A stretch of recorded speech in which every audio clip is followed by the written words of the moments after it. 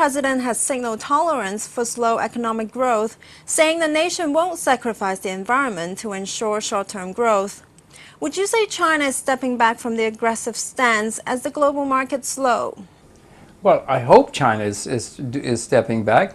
China several times in the last 3 or 4 years has indicated that it's cooling off. All you have to do is watch ET now. If you're attentive, you'll see that the Chinese have been trying to slow things down for a while. They have a property bubble. They have inflation. So what they're doing is wise, if you ask me. And of course, many of their customers are having slowdowns. Europe, America, Japan. So it's not unusual for China to have a slowdown.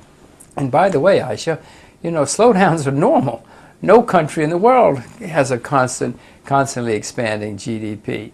In America in the 19th century, as we were rising to power and glory, we had 15 depressions with a D, and yet we did a pretty good job in the 20th century.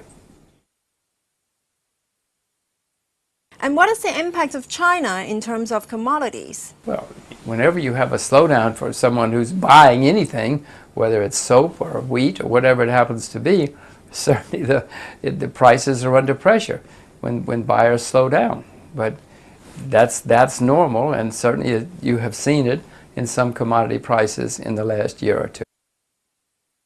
Global equities have seen a strong run-up in the month of May before consolidating or even correcting a bit in the last few sessions. Would you rather favor this asset class vis-a-vis commodities? Well, I don't really want to own equities right now. I owned a fair amount of Japanese equities, as you may remember. I sold most of them 2 weeks ago.